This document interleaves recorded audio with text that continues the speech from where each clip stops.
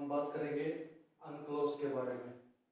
Unclose एक संयुक्त राष्ट्र की संधि है समुद्री सीमा के ऊपर, जो 1982 में संयुक्त राष्ट्र के देशों में एक समझौता कह लीजिए, एक संधि कह लीजिए, जो कानून बने थे समुद्र के ऊपर कि किस देश का अधिकार कितनी, किसी देश की समुद्र में सीमा कितनी होगी, उसको क्या क्या अधिकार दिए जाएंगे। ये दोस्तों हाल ही में चर्चा में इसलिए आया है क्योंकि आपने अभी रिसेंटली 1-2 दिन पहले ही न्यूज़ सुनी होगी कि अमेरिका का जो है युद्धपोत, एक अमेरिका का शिप, बड़ा शिप लक्षद्वीप के अपने क्षेत्र में, हमारे क्षेत्र में, हमारे देश के क्षेत्र में घुसाया था बिना किसी इंफॉर्मेशन के, बिना किसी इंटीमेशन के, बिना किसी सूचना के, बिना कोई सूचना दिए, जो कि समुद्री कानूनों का हनन है। समुद्री कानूनों को एक तरीके से नेग्लेक्ट करना है, एक तरीके से कानून तोड़ना है, जिसको अक्सर आप देखते होंगे चाइना, वियतनाम और फिलीपींस, इन सब का साउथ चाइना सी, दक्षिणी चीन सागर जो है उसके ऊपर विवाद रहता है, जिसको कुछ साल पहले यूनाइटेड नेशन में चाइना का अधिकार मना किया था। यूनाइटेड नेशन कोर्ट में जो है गया था मैटर, उसको चाइना ने नेग्लेक्ट कर दिया था, नहीं माना था उसको। दक्षिणी चीन पूरे सागर पे अपना कब्जा मानता है, वो इसको अनक्लोज जो संधि है यूनाइटेड नेशंस की, इसके लिए कानून, समुद्री जो कानून है उनको नहीं मानता है। तो आइए एक नज़र डाल देते हैं कि अनक्लोज है क्या। UNCLOS united nation convention on the law of sea, ठीक है, united nation convention on the law of sea, संयुक्त राष्ट्रीय संधि समुद्री सीमा के ऊपर, ठीक है दोस्तों। ये 1982 में हुई थी। मैं आपको बता देता हूँ, जैसे कि आप देख रहे हैं इंडियन मैप है दोस्तों। मैं आपको बताऊँ, ये जो तटीय तट जो क्षेत्र होता है, ये दोस्तों कटा फटा क्षेत्र होता है। ये एक जैसा सामान जो है सीधा नहीं होता, कहीं से छिछला कटा फटा ऐसा होता है दोस्तों, ऐसा ऐसा ऐसा ये तट होता है। तो दोस्तों इसको क्या किया कि हम जो है समुद्री सीमा को मापने के लिए, जो तट कटा फटा है दोस्तों ऐसे ऐसे ऐसे, तो वहां से एक सीधी रेखा मान लेते हैं, जिसको बोल सकते हैं आप आधार रेखा। आधार रेखा जहां से एक्चुअली वास्तव में जो है मापी जाती है, दूरी मापी जाती है। पहले मैं सबसे पहले आपको बताना चाहूँगा दोस्तों, समुद्र की जो दूरी है वो नॉटिकल मील में मापी जाती है। नॉटिकल मील में एक नॉटिकल मील दोस्तों 1.8 किलोमीटर के बराबर होता है।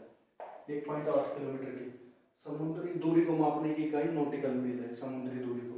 अब आप दोस्तों देखेंगे कि आधार रेखा से, मैं आपको बता देता हूँ, united nation convention on the law of sea, जब संयुक्त राष्ट्र की समुद्री इसके ऊपर संधि हुई, तो उसमें दोस्तों तीन तरीके के समुद्री रेखा जो है समुद्री अधिकार दिए गए उसके बारे में। जैसे कि जो आधार रेखा है, आधार रेखा से अगर आप 12 मील तक जाओगे, 12 नॉटिकल मील तक, तो उसको हम बोल सकते हैं प्रादेशिक समुद्री सीमा, टेरिटोरियल एरिया, टेरिटोरियल बाउंड्री, ठीक है दोस्तों। 12 नॉटिकल मील तक, जब आधार रेखा से 12 नॉटिकल मील तक, या तट रेखा बोल सकते हैं, आधार रेखा बोल सकते हैं, उस 12 नॉटिकल मील तक किसी भी देश को उसकी समुद्री आधार रेखा से 12 नॉटिकल मील तक पूर्ण टेरिटोरियल अधिकार होते हैं। उसमें वो देश कुछ भी कर सकता है, जैसे उसको उसकी जमीन का अधिकार होता है, ऐसे ही उसे 12 नॉटिकल मील तक सब कुछ करने का अधिकार होता है दोस्तों। अब दूसरा आ जाता है दोस्तों, जिसको अविच्छिन्न मंडल या संलग्न क्षेत्र या इंग्लिश में कंटिन्यूअस जोन बोलते हैं। उसको दोस्तों आधार रेखा से लेके 24 नॉटिकल मील तक, 24 नॉटिकल मील तक ये एरिया होता है, कंटिन्यूअस जोन जिसको बोलते हैं या संलग्न क्षेत्र बोलते हैं, 24 नॉटिकल मील तक। इसमें दोस्तों किसी भी देश का राजकोषीय अधिकार, सीमा शुल्क वसूलने का अधिकार। सीमा शुल्क से मतलब है दोस्तों, जैसे समुद्र में परिचालन होता है, माल आता जाता है, व्यापार होता है, तो कोई भी देश अगर सपोज करिए 24 नॉटिकल मील है, यहाँ से अगर जहाज इसके अंदर घुस गया, तो दोस्तों इसमें वसूली करने का अधिकार है किसी भी देश को। अगर उसकी संलग्न क्षेत्र के अंदर जहाज चला गया तो उसको वो सीमा शुल्क वसूल सकता है दोस्तों। ये अधिकार, या अप्रवासी कानून लागू करने का अधिकार, उस इस एरिया में भी बिना परमिशन के नहीं घुस सकते दोस्तों। ये अभिछिन्न मंडल, संलग्न क्षेत्र या कंटिन्यूअस जोन, ये 24 नॉटिकल मील तक होता है, ये ध्यान रखिएगा। और लास्ट जो मैं बताने जा रहा हूँ, एक्सक्लूसिव इकोनॉमिक जोन, अनन्य आर्थिक क्षेत्र, जो कि आधार रेखा से 200 नॉटिकल मील दूर तक होता है किसी भी देश का।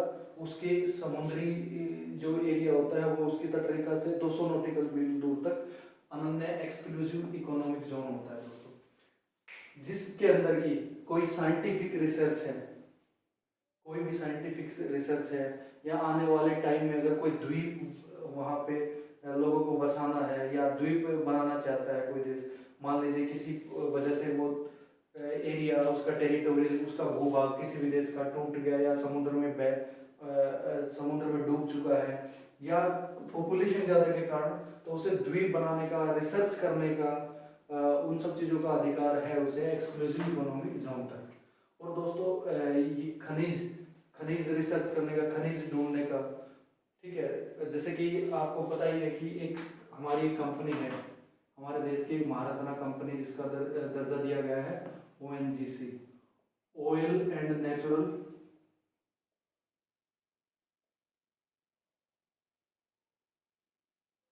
गैस कॉरपोरेशन लिमिटेड, ये कंपनी है दोस्तों। ये कंपनी का नाम इसलिए थोड़ा सा आपको सहायता देगा कि इसका काम ही, ये क्या करती है, ऑयल, तेल और नेचुरल गैस की खोज करती है। समुद्र में ज़्यादातर इसके प्रोजेक्ट होते हैं दोस्तों, ताकि समुद्र एक संसाधनों का भंडार है, जिसमें से बहुत सारे हीरे जवाहरात, कोई डायमंड वगैरह जो है, क्या जो खनिज जो होते हैं वो मिलते हैं दोस्तों, पेट्रोलियम पदार्थ या इस तरीके की काफ़ी एक संसाधन बहुत सारे मिलते हैं। आप देखिएगा कि चाइना क्यों क्लेम कर रहा है, क्योंकि वहाँ बहुत सारे फायदे होते हैं, क्योंकि पूरे उसमें रिसर्च करेगा, द्वीप भी बसा सकता है, तो वो बार बार हनन करता जा रहा है। खैर वो एक अलग चीज़ है।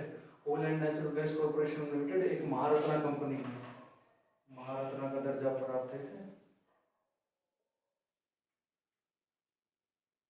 ये समुद्री सीमा के बारे में था दोस्तों, और इसलिए था कि ये आपको बताना इसलिए ज़रूरी था क्योंकि अभी हाल ही में इंडिया के भी लक्षद्वीप जो है उसमें US का पोत घुस आया था, और जिसको इंडिया ने जो है स्ट्रोंगली जो है उसको अपोज किया था, लेकिन उन्होंने उस चीज़ को रिजेक्ट कर दिया, वो नहीं मान रहे।